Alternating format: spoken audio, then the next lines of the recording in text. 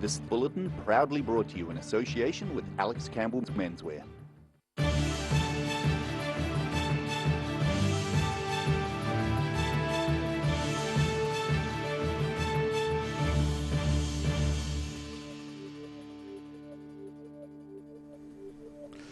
Kia ora, good evening. Welcome to the South Today.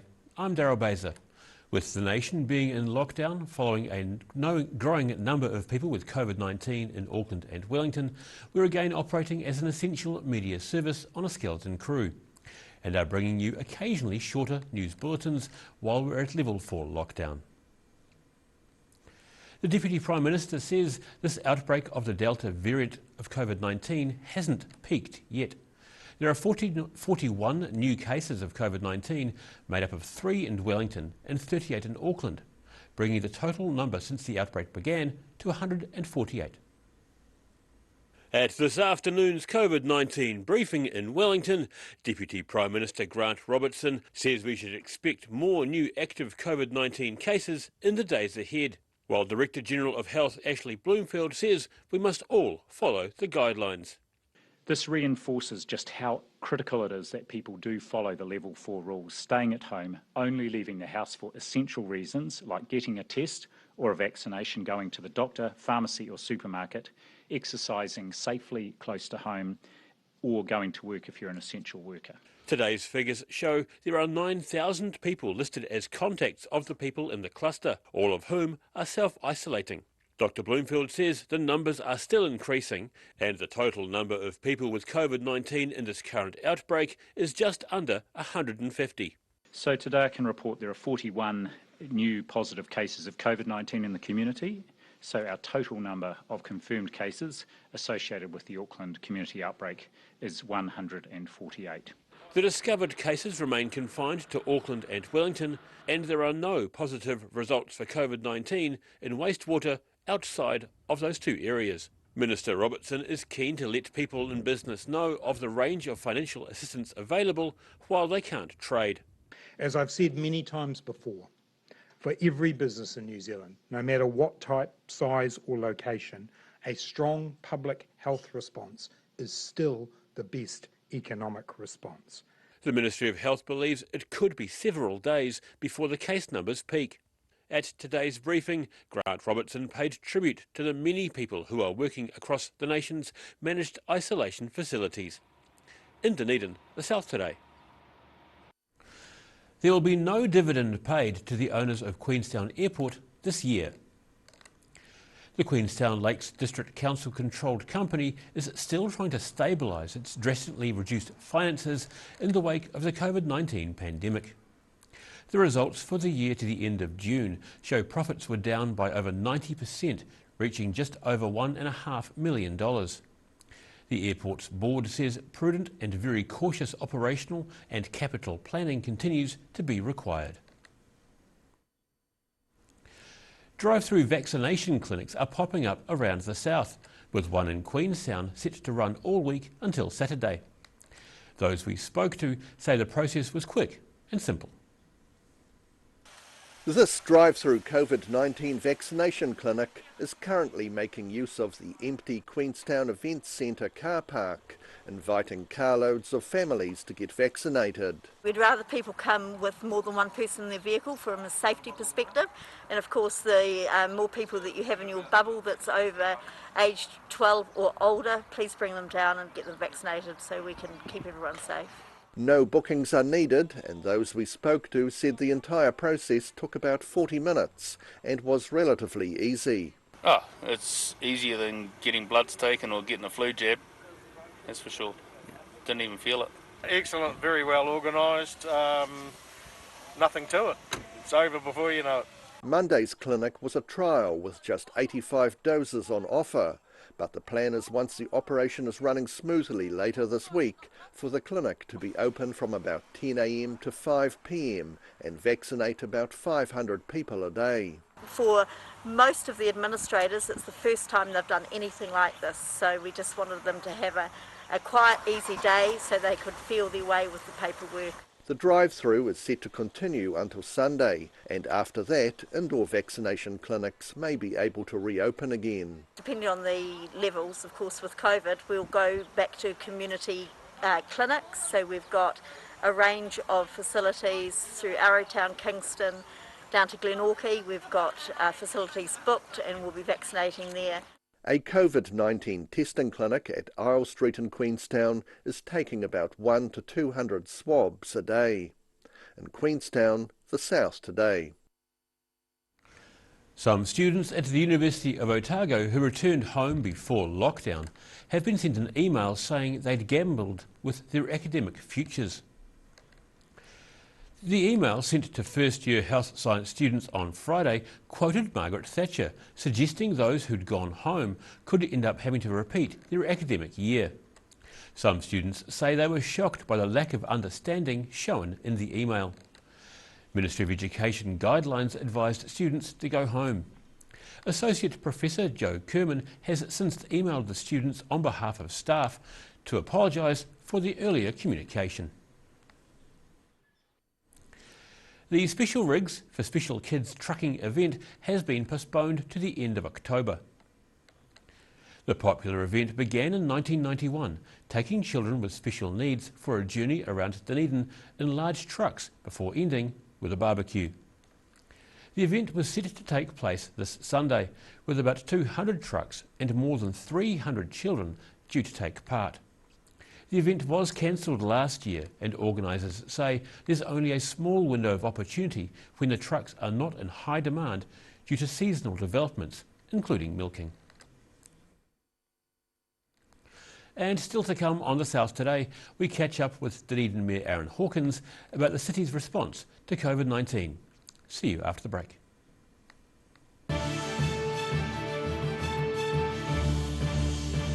All new episodes of Put Some Colour in Your Life are now screening on Channel 39. Take a look at Australian artists and the techniques they use in their studio. Put Some Colour in Your Life, Tuesdays, 7:30. Hi, it's Lindsay here from Alex Campbell Menswear. We have a massive manufacturer's clearance plus. There's liquidated stock from our suppliers. For example, we have cotton casual trousers from 1990, dress trousers from 1990, merino zip pullovers, fashion shirts, warm winter shirts, jackets. There's a great deal on overcoats, blazers and suits. Come and check out our jeans. We're known for our jean selection. Alex Campbell Menswear, it fits. Come in and see the massive manufacturer's clearance at Alex Campbell Menswear. A poorly maintained heat pump can lose up to 35% of its output. The Mr. Heat Pump Cleaner team are experts. Their specially developed chemical wash is totally biodegradable. Call Mr. Heat Pump Cleaner and get the job done by the professionals. Ah, TV, our favourite babysitter. But it can be tough keeping up with what our tamariki are watching. Luckily, the Broadcasting Standards Authority has made some smart changes to the classification labels. Ooh! Plus changes to the time of day certain rated shows will air, and awesome new parental lock features, meaning your babysitter's job is safe. Find out more at safeviewing.co.nz.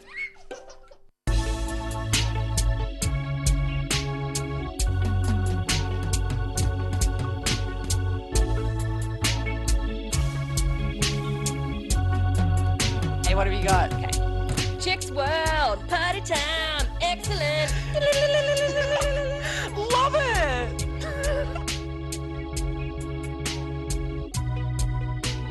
Chicks World. Chicks World. Right.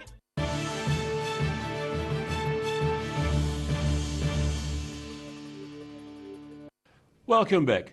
All of New Zealand, except Auckland, is now at alert level 4 until Friday at midnight. There are many people across Te Waiponamu, the South Island, who struggle to see why we're in lockdown when there aren't any cases here. Dunedin Mayor Aaron Hawkins joins us again for an update. Kia ora, Aaron. Kia ora, Darryl. So firstly, in yesterday's announcement, the Prime Minister held up a map of possible threat sites with markers on Dunedin. How much do you know about the possible threats around Aotearoa?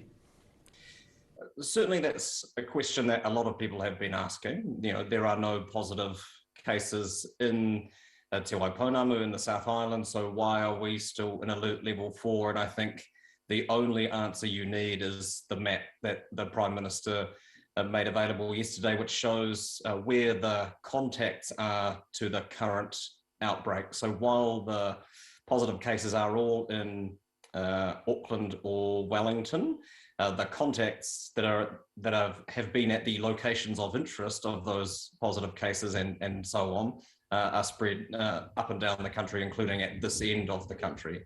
So we know that this is still the best defensive response until they talk about finding the perimeter of the outbreak. And until we know where that is, because until we know where that is, this is the safest position for us to be in, because we know with the Delta variant that things can escalate very quickly, and we don't have to look very far to see what a more relaxed approach to a Delta outbreak can be, thinking of Sydney and their lockdown, but with Bunnings, and now they're seeing 800 new cases a day and are in very real danger of losing control of that situation for good. So this is not the news that we were hoping for, obviously, to remain in level 4 through until midnight this Friday. But I think everything that we know, and more importantly, everything that we don't know about the current outbreak, means that this is a reasonable and rational response. On another media this morning, Queenstown Mayor Jim Bolt has been quite outspoken, questioning why we're on lockdown here. What are your thoughts on that? Look, I understand that for some parts of the country, the restriction on people being able to travel within the country or into the country is felt more keenly than in others. And certainly places like Queenstown or Rotorua, who rely heavily on both domestic and international tourists to support their local economies, that is a harder burden for them to carry than it is for places like Dunedin. So while I don't necessarily agree, it is an understandable position for a civic leader in the Lakes District to take. What updates can you share about council services which are available for residents? We remain focused on keeping the essential things ticking over, so managing our staff at wastewater and drinking water treatment plants to mean that people can still drink the water out of their tap and flush their toilets and so on, and managing our contractors so that our curbside rubbish collection continues, and we're still collecting yellow bins for people's mixed recycling, asking people to hold on to their glass recycling, and think about that next time you are going out for essential supplies, and some of those jams and things are available in cans and other mixed recycling vessels that can still be collected, but we are asking people to hold on to those mostly because it's a way of keeping our contractors safe that do the collection, and the sorting facilities currently aren't open across the country, including the furnace in Auckland that deals with the glass recycling.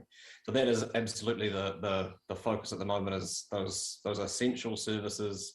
There are still small crews going up and checking dangerous elements of the transport network, or responding to things that need more urgent fixes, but by and large things are just ticking over on a skeleton crew in terms of the work that's being done out and about. Obviously all of our facilities, libraries, galleries, museums, swimming pools, they all remain closed in level 4, and will be equally closed in level 3, which is the next, or what seems like the next most likely situation that we'll find ourselves in. There are many reports of people taking advantage of spring weather and getting exercise across the city. What activities are allowed and what shouldn't people be doing? Yeah, and the weather's certainly been conducive to that. So people are allowed to go out and exercise in their neighbourhood, is encouraged, as close to home as possible. And that's, as much as anything, about managing the worst case scenario should something happen to you for whatever reason out on your daily constitutional, then you want to be as close to your home base as you can and minimize the contact that you need with other people to come and help you. And the guidance is still that people wear masks or face coverings whenever they are out of the house. It's mandatory in indoor settings. It's recommended in outdoor settings unless you're running. But if you are running, then it's important that you manage where you're going in a way that means that you can remove yourself from any oncoming pedestrian traffic.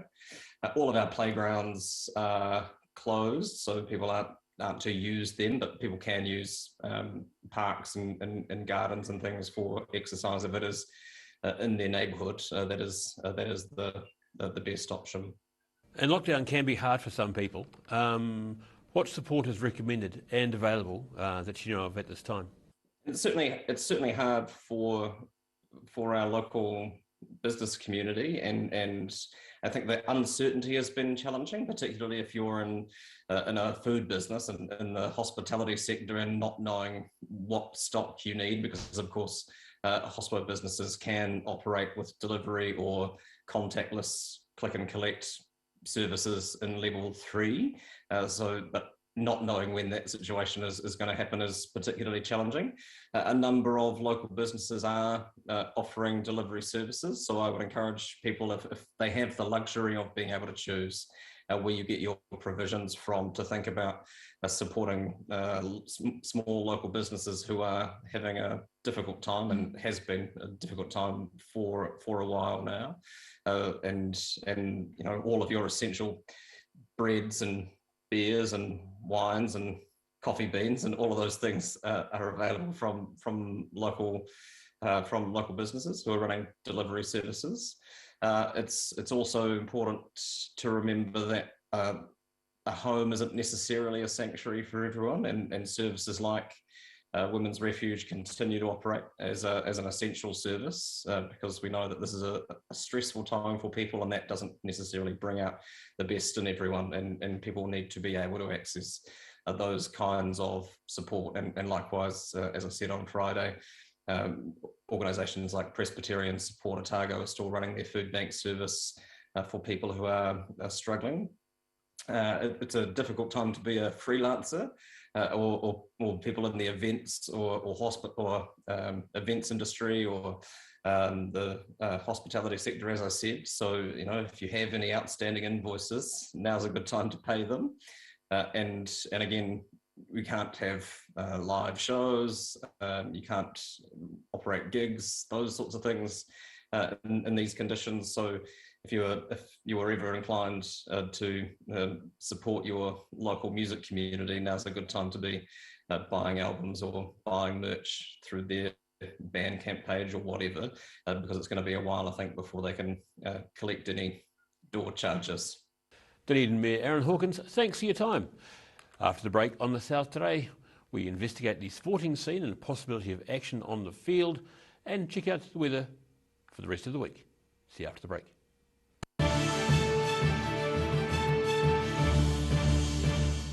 All new episodes of Put Some Colour in Your Life are now screening on Channel 39. Take a look at Australian artists and the techniques they use in their studio. Put Some Colour in Your Life, Tuesdays, 7:30. Hi, it's Lindsay here from Alex Campbell Menswear. We have a massive manufacturer's clearance plus.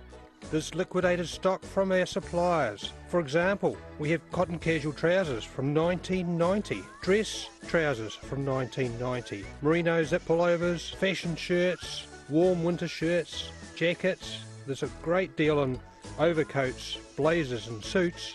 Come and check out our jeans. We're known for our jean selection. Alex Campbell Menswear, it fits. Come in and see the massive manufacturer's clearance at Alex Campbell Menswear. A poorly maintained heat pump can lose up to 35% of its output. The Mr. Heat Pump Cleaner team are experts. Their specially developed chemical wash is totally biodegradable. Call Mr. Heat Pump Cleaner and get the job done by the professionals.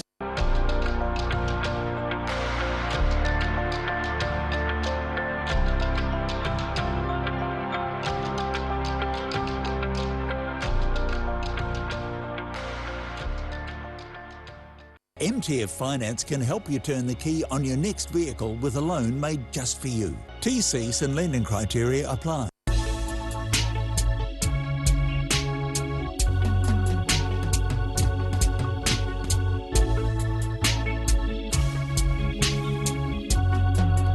Hey, what have you got? Okay. Chicks World, Party Town, excellent. Love it!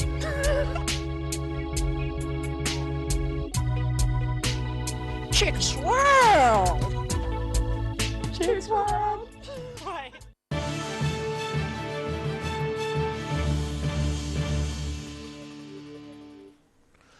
Welcome back. The Dunedin City Council has announced free parking for essential workers in the CBD. The DCC says all Dunedin on-street pay and display parks will be free until further notice. There will be no maximum time limits on these parks, but people must still park safely and observe restricted parking around mobility parks, avoiding bus stops and loading zones. The Moray Place and Great King Street car park buildings will be open during their normal hours and free of charge for casual parking during Alert Level 4. The council asks people to ensure good hygiene practices and maintain physical distancing. With the country at COVID Alert Level 4, any sort of team sport is completely out of the question, unless it's within your own bubbles. The Southern soccer season was humming along nicely until this coronavirus outbreak. To discuss what hope, if any, there is for any sort of season, Football South's CEO joins us via Zoom. Welcome, Chris. Thanks for joining us. So what does this lockdown situation mean for Football South and games planned around the region? Yeah, well, I think that the same for most other industries, that there's no football and stay at home and stay safe. And follow the restrictions and the guidelines from the government. So, yeah, it means that basically football's on pause for a little while. So what will be allowed in the different levels of lockdown, and how is Football South prepared for that? Yeah, so we can only really start activity again at level 2, and that's if the levels stay the same as they were last year. So I guess pending some detail and some Sport New Zealand advice around that, we're expecting that level 2 will mean we can start activity again.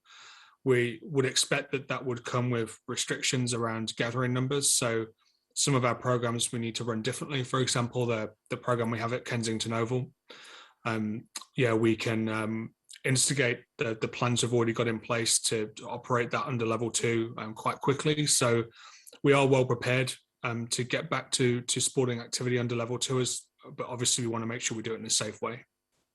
And has this affected any of the longer term plans for Football South? I don't think so. Longer term, a lot of the projects we've got on are continuing in the background, so staff are still working on them. We could expect some delay to them, but we're not expecting any major changes to what we're doing at this point in time. This is something that we expected would happen again at some point, and we're well prepared for. So it's while it's sad and disappointing, and it's not something that we're unprepared for. So this not being a new scenario facing the world of sports, how has New Zealand and if not the world coped with the different levels of lockdown caused by COVID? Yeah, well, it's we've seen a lot of disruption to sport worldwide, and I guess it depends on your country's strategy. And New Zealand has an elimination strategy which has allowed us a huge amount of freedom in the past. So hopefully we can get back to that place again and sporting activity can continue. In other countries, I guess they're learning to live with it a bit more. That's much easier in a professional sport environment where you can actively test players and staff every day and have hotels available for staff and team, and essentially it's fully professionalized. So that's much easier, whereas Football South, we're in charge of an amateur football game. So we don't have those tools available to us, so it works best when the whole country is at level 1. Possibly some useful information for parents out there and other players that are stinging to get back on the pitch. But what are some of the coaching staff recommending people do under lockdown in terms of keeping fit and healthy? Yeah, well, look, there's a huge amount you can do at home. The team are working hard on some things, so we're going to have some open sessions via video conference in the next few days. So yeah, get yourself involved in some of those. But you know, there's thousands, hundreds of thousands of videos and drills you can find online of stuff you can do at home to keep fit. So yeah, it's about getting that out in your garden, or somewhere that is supported under the current guidelines, and kicking a ball about, and just having a bit of fun and keeping yourself active. It's the ideal time for parents and kids to have a game against each other as well. So yeah, I'm 2-0 down in the series against my wife and daughter at the moment. So yeah, I'll be hoping to claw a couple back over the next few days. So yeah, it's just a good opportunity to try some new things as well. Perfect. Anything you would like to add there, Chris? No, look, I just think it's one of these situations again that's tough for everybody, and we're really lucky that, in our opinion, that we've managed basically to get through the majority of our season before something like this has happened. So yeah, there are still leagues being played and league titles on the line and things like that, but actually probably at least half of our leagues are finished, especially in the junior and youth phase, and the other half are sort of 80 to 90% complete. So we're pretty lucky we've managed to get a full season, and we hope we can finish it. If we can't, then we'll have to look at what's fair in terms of how we finish the leagues off. But there are regulations and contingencies for those things anyway. So yeah, we're just really happy it's if it had to happen, that it's happened sort of towards the end of our season, and it's also allowed a bit of time for us to get back to a good place for the summer sports to have their turn as well. So yeah, just everyone, stay safe, follow government advice, keep an eye on our social media, and we'll update about our game and our progress when we're able to. CEO Football South, Chris Wright, thanks very much for your time. No worries. Time now for a look at tomorrow's weather. Tonight's weather proudly brought to you by Mole Map. Beginning with the southern view, an art installation in the Dunedin suburb of Corstorphine. Looking at the situation, expect warmer weather for this time of year tomorrow, but some rain creeps into the far south as colder weather is on the way from late Thursday. Heading to the southern region, decreasing northerlies with showers later across this area. The Catlins, Balclutha, Lumsden and Gore should all reach 15 degrees. Heading to central Otago, gusty northerlies and showers later for most across here. With 15 degrees in Wanaka and Queenstown, it's due to be 17 in Alexandra, while Te Anau can expect decreasing northerlies, rain and 14 degrees. Heading to the northern towns, expect moderate northerlies and high cloud on the coast. Timaru and Oamaru should both reach 18, while there's a bit of cloud inland and 16 degrees for Twizel and Omarama. There's some high cloud around tonight in Dunedin with an overnight low of 10 degrees. High cloud increases during the day with winds tending fresh northwest at times, a high of 17 and a low of 8.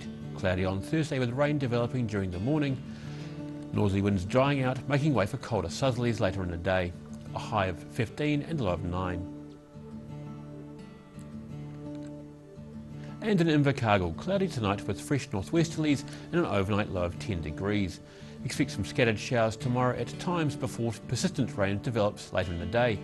You're looking at a high of 15 and a low of 9.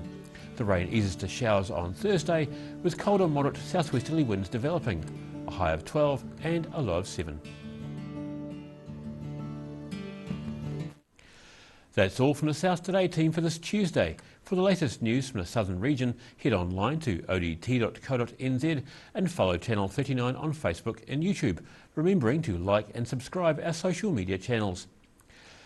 Remember, stay safe and make time to stretch your legs. Ka kite.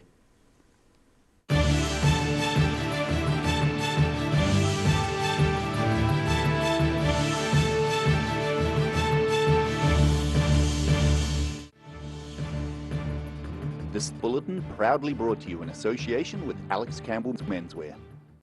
Supporting local content so you can see more of New Zealand on air.